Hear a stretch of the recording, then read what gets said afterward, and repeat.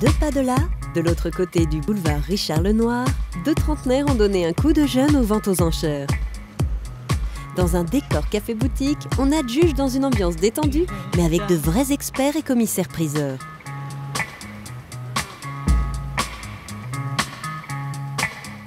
Bonjour Cédric. Bonjour Yvan. Ça va bien? Ça va, bienvenue. Bienvenue chez Fauve Paris. Je suis très étonné de trouver une salle des ventes ici, parce que d'habitude, pour moi, les salles des ventes, c'est Drouot ou l'avenue Montaigne, enfin des rues plus prestigieuses. C'est vrai que moi, ça fait 10 ans que je suis dans le métier. On a toujours connu la profession 8e, 9e arrondissement. Mais nous, dès le départ, on a voulu sortir de là et être où vivent les Parisiens aujourd'hui, c'est-à-dire dans le 11e arrondissement. Ici, j'ai les codes de toute la rue Saint-Sabin, où j'ai fait des inventaires partout. Ah, c'est-à-dire que les habitants... Les habitants du quartier nous apportent des objets. Ils sont acheteurs, vendeurs, prescripteurs, ils parlent de nous. Donc voilà, on est vraiment ravis de cette implantation locale. Donc, on a vraiment voulu, avec Lucie Léonore, libérer les enchères. Bonjour Lucie Léonore. Enchanté. Donc c'est tous les deux que vous avez cette idée-là. C'est ensemble qu'on a fondé Fauve Paris à bientôt 5 ans. Et on s'est rencontrés à Drouot, à la cave Drouot même. À la cave Drouot. On s'est rencontrés dans un bar, d'où l'idée un endroit, c'est une institution quand même pour tous les commissaires-priseurs, les antiquaires. Et on se rendait compte qu'on avait la même vision du métier, qu'on avait envie de rafraîchir un peu tout ça. Et ça c'est intéressant, rafraîchir. Mais rafraîchir quoi? Rafraîchir l'accès même à la vente aux enchères. Nos amis nous posaient toujours plein de questions, mais concrètement ne pouvaient pas aller en vente aux enchères parce que c'était l'après-midi, parce que les expositions duraient quelques heures à peine en plein milieu de la semaine. C'est un peu fermé en plus comme univers. Un peu fermé. Faut pousser les portes de Drouot, il faut comprendre comment ça Ils nous fonctionne. demandaient mais est-ce qu'il faut venir habillé, est-ce qu'il y a un dress code, est-ce que c'est payant, enfin plein de questions. C'est payant uniquement si on achète des lots, mais l'entrée est complètement gratuite. Voilà. Donc on avait vraiment à cœur de désacraliser l'accès à la vente aux enchères pour découvrir le mystère et surtout l'excitation de la vente aux enchères. C'est pour ça que vous êtes vraiment ouvert sur la rue. Parce que quand on passe devant, on a l'impression que c'est un magasin. Hein. C'est un lieu de vie, un lieu où on peut poser des questions, voir des œuvres d'art.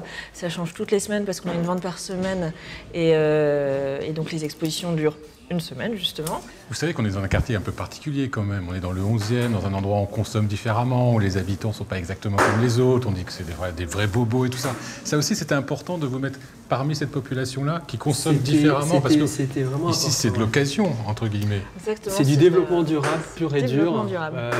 La table tric-trac que vous avez derrière vous, elle date de l'époque Louis XVI, fin du XVIIIe siècle. Donc je pense que son empreinte carbone, elle est bien amortie depuis le temps. On est à plus de 250 ans pour un meuble et qui ira dans un nouvel appartement parisien ou ailleurs dans le monde. Mais qu'est-ce que vous vendez ici? Tous les objets ou des objets bien ciblés qui correspondent à une certaine clientèle? On vend de tout, parce que le métier de commissaire-priseur, vous voyez tout. À 9h, vous voyez un masque africain, à 10h, un tableau, à 11h, un meuble, à midi, de l'argenterie. Alors, elle est où la salle des ventes? Alors la salle des ventes est ici. Nous, dès le départ, on voulait avoir quelque chose de très mobile, où tout se passe sur place. On reçoit les clients, on expose, on stocke, on vend, on boit un verre, on travaille tout au même endroit. À 30 € j'adjuge, 30 c'est pris par vous à 30.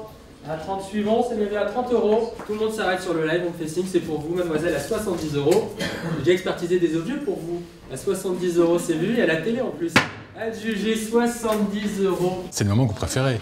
La vente, c'est le meilleur moment. C'est le meilleur moment. Je pense qu'on fait ce métier de commissaire-priseur parce qu'on aime les objets et toute la diversité des objets. Mais le moment de la vente, c'est un peu la consécration. Il faut bien souligner que les ventes, c'est libre. On peut rentrer, sortir. Exactement. Il faut respecter un petit peu les règles du jeu quand même. Mais après, nous, on s'amuse avec les gens qui vont rentrer, etc. Moi, j'interpelle toujours quelqu'un quand il rentre dans la salle. Bonjour monsieur, c'est 90. On continue, ça se joue sur Internet. À 90, 100.